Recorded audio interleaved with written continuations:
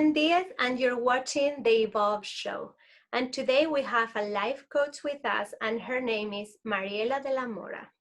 Mariela de la Mora is a business and leadership coach that helps women, particularly women of color, to break glass ceiling in entrepreneurship and corporate as she did. Hi, Mariela. How are you?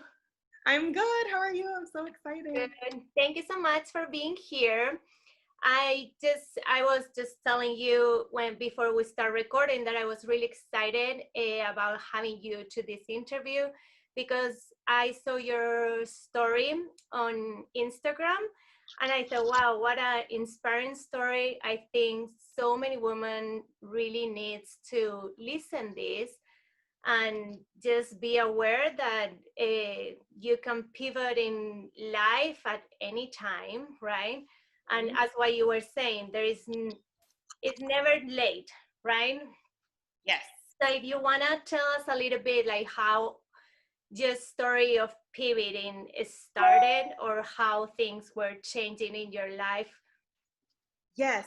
So I would say that I very much fit the role of what you would expect, the oldest child of immigrants, oldest daughter specifically of immigrants, where I got the good grades and I went to college and I got my master's, and I always, I really wanted to climb the ladder. I wanted my parents to be proud of me. It was expected, but I was always a little bit of a rebel too, because I didn't totally do everything that was expected. I moved out very early. And I think it was not until I was 31 and I said, oh my gosh, I accomplished everything that I said that I wanted, which was I was married to the person that I met when I was in high school, and we had been together for 13 years. We bought a house. We had a beautiful, very expensive wedding we couldn't afford. I was making 6 figures in my job. I was a marketing manager. I had all of those things, but it was a very unhealthy marriage. And we were broke. Like all the money we were making, we were spending to try to keep up this life because I really wanted to look successful. And one day I was like, okay, this isn't working. I feel like I'm just not happy. Like, is this it? And you get to this point of saying, well, okay, is this it? And so once I started to fix the one thing I thought I could fix, which was, okay, I don't feel good about myself, I started to get healthy. Once I got healthy and I felt better about myself, I said, okay, I deserve nice things. I deserve to feel good. And then the next time something happened in my marriage and I saw that he was, like talking to other women, which was what was happening the whole time. I was like, this time I'm not going to argue or fight. I'm just going to leave. And I left the marriage and went, and eventually a year later quit that 6-figure job that I had. And how old were you? Well, oh, very good point. Happened, yeah.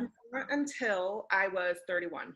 30. So I started to get healthy at 30, and then by the time I was 31, I had lost this weight and I just felt good. And I said, I think the thought that I had was, if you don't like something, you can change it. And if you feel like everything about your life is not the life you want, you start with what you can. Start with something. And that led. What's that? Little steps. Yes, yes. I say sometimes, like, you eat an elephant one bite at a time. I don't know where I heard this, but it's like that. You just start with one bite at a time. And so, at 31. And then finally at 32 is when I quit the 6-figure job. But between 31 and 32, I downsized my life. I moved to a cheaper city in San Diego, saved my money, because this is, again, the immigrant mindset. I was like, well, if you're going to quit, you're not going to just do it. Saved my money, and then I quit, and I said, I'm just going to travel. And I know this sounds ridiculous, but in trusting myself, I found freelance jobs. I started getting into journalism and videography and social media marketing in the UK, and found different companies to partner with. And eventually that led the way to, me realizing I want to work with startups. I want to work with small businesses. I want to have a hand in something. And also I can trust myself. And also I can do something and have no idea what steps 2 and 3 are, but I will figure it out. I just have to go where I feel called to go. And I never was this person before. I felt like I had to have everything planned out. And so that is where the pivoting started. I trusted myself to pivot, and pivoting means you just scooch over a little bit and you know where that step is, and the rest you can trust it, and you have to do it through practice. So that's basically what I did. I had a lot of practice in learning how to trust myself and follow the next right step. for me. And that led me to meeting my daughter's father, getting married, moving to London, getting a job as a director of marketing and growing a team. And I also founded a dating app called Nectar at the same time. And I thought that that was going to be my thing, that we were going to make all this money. And I was just going to be this, you know, like 8-figure startup founder. And we grew, we did grow, but we never got to, you know, to that level.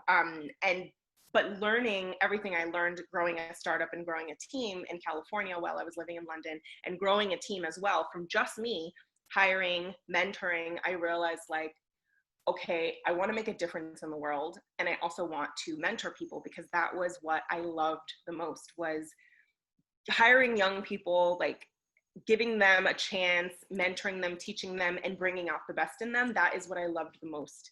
And so even though my marriage didn't work out to my daughter's father, and I ended up moving back to California 6 months pregnant, starting over again, there was part of me that was like, okay, well, what now? What do you do now? So at the end of that, I said, okay, I'm just going to focus on raising her right now. I don't want to do anything too crazy, because I want to raise her. I don't want to put her in daycare. So I continued on that director of marketing job and just took care of her. And it wasn't really until I put her in preschool that I said, okay, now it can be about me.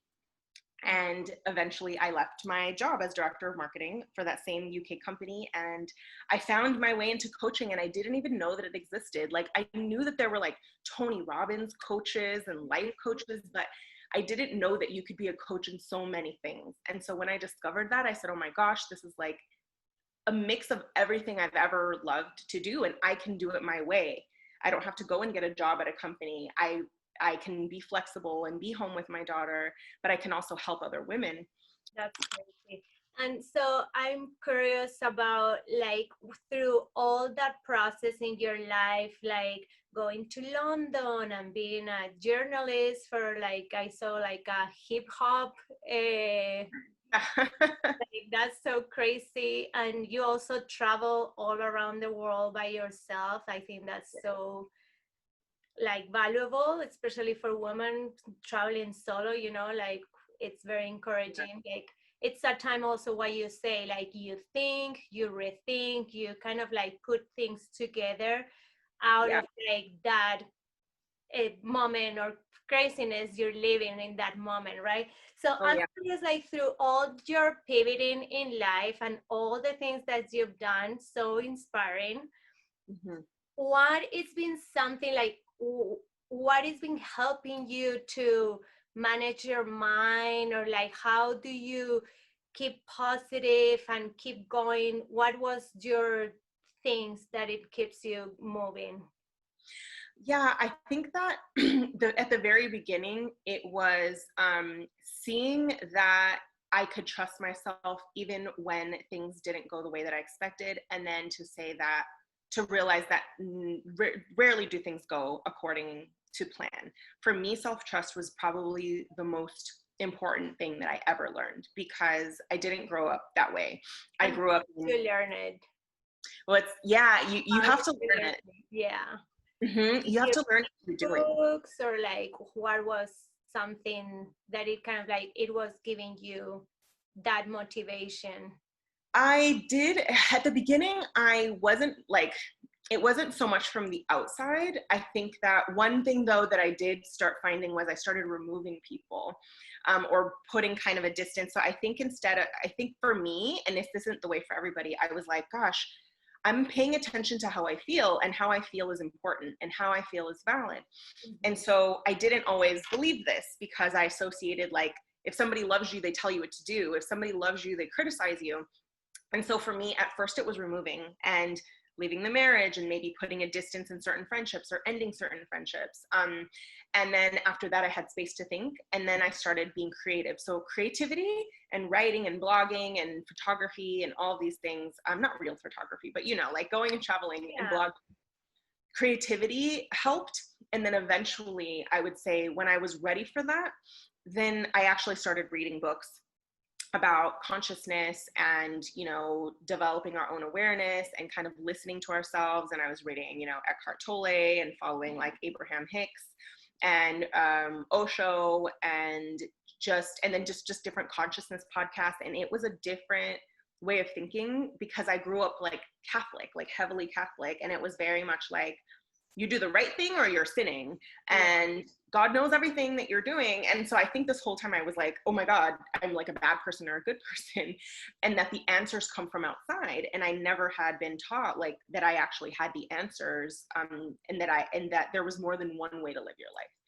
And so I would say more of like my awakening happened, or where I started awakening to that there was more, was probably when I was in London and I was away from my family and everybody. And I think that space and that loneliness kind of got me searching for meaning in my homesickness and everything. And that's what made me aware that like, okay, no, there's more to this life, and that I can trust myself, and this is real. Yeah, So and it comes from within, right? It's probably that space that you create, it gives you like the opportunity to grow from inside, like yourself, and listen to your guts and learning what you really want. So that's so cool.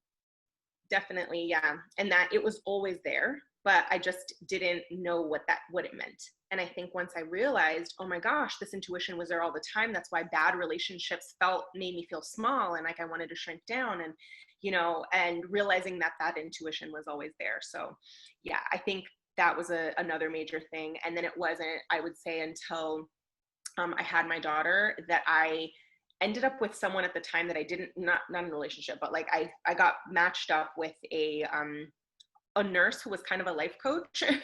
And I didn't realize she was a life coach at the time. She just would come over like twice a week. And the way that this was set up was that once I had my daughter, I was considered like high risk because of so many things had happened. Like my husband had left, I had moved cross country, I had to move in with my parents. I just had so much. I had such a traumatic year that the city of San Francisco set me up with a nurse that basically was going to come over and make sure that I was adjusting to motherhood. But she also turned out to be my life coach and helping me with reparenting before I knew what reparenting was. So I would say that is what my first introduction to having a coach was, when I was very heavily pregnant, all the way up until my daughter was 2 years old. I had somebody with me guiding me every step of the way in reparenting. And then when I became a coach, just before I became a coach, I started actually hiring coaches for the purpose of like creating a business and monetizing a business. And eventually another reparenting coach that changed my life. So it's always a lot more intentional. Yeah, it's always coming back to that. Like nowadays, it's so easy to find a coach or find somebody who can guide you, because you don't have to do it by yourself, right? Absolutely. So valuable. You can, but if you can get someone to help you, yes, you benefit from their life experience, especially if it's somebody that really listens to you. They can help you to just from your own experience, like not to say to do things faster, because I don't know that that's necessarily the point, but just for you to not be alone in it and know that you have somebody with you. Yeah. And I was gonna ask you, so I saw on your Instagram too, like somebody once asked you about your legacy and you were like, oh my God, like what is that about? Like, do you wanna tell us have you found that is your legacy? Yeah, I was asked this at the very end of a podcast interview this summer, and I was like, wow, I've never really thought about that. And it's kind of become like my guide. And I think at the time I said, like, I want to help women of color, but particularly daughters of immigrants, to break generational patterns and build generational wealth. And that is because of my own experiences, and realizing now, looking back, that my parents and many daughters of immigrants' parents had such a different reality to us, that it was based on survival, and that those survival instincts and mechanisms were taught to us in a world that doesn't require us to just live in survival mode. And I'm realizing there's such a need, and there's so many women now that are entering entrepreneurship, especially women of color, and there is such a need for someone to say, it's okay that these feelings of you not trusting yourself and these feelings of what I should do is very common, and here's why. So I really want to help women of color to break these generational patterns that served our parents, and we can honor them, but they don't serve us, and build generational wealth through entrepreneurship. Yeah, that's so great. And what you say is so needed right now too. And Yeah. so, Mariela, how people can connect with you? So best way to connect with me is on my Instagram. It's where I get the most personal. And you can also find the link to my website there as well. So it's at Mariela Della Mora. Mm-hmm. And yeah, so that's where you can kind of learn about me and just learn a little bit more about my story and see if, you know, it resonates with you. And I would encourage anybody that it does just to send me a DM. I'm always there. Like, I voice note a lot. I love hearing women's stories, and if any of it resonates, I would love to hear from them. That's perfect. Yeah, we'll have all your information also in the video so people can connect with you. And as Yeah. we say, like, it's never late to pivot, to change your life, to go for what you want if something doesn't feel right. Is there anything else you want to add for the conversation today?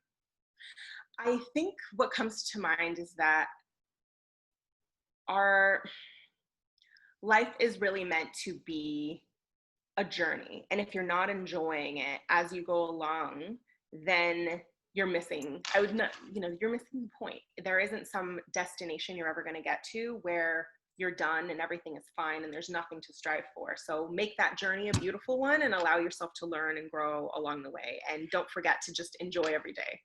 Yeah, that's so beautiful. Well, thank you so much, Mariela, for your time and for being here. And I hope this story inspiring a lot of women who can change their life and keep going for what they want. Thank you so much. I'm very glad you reached out to me.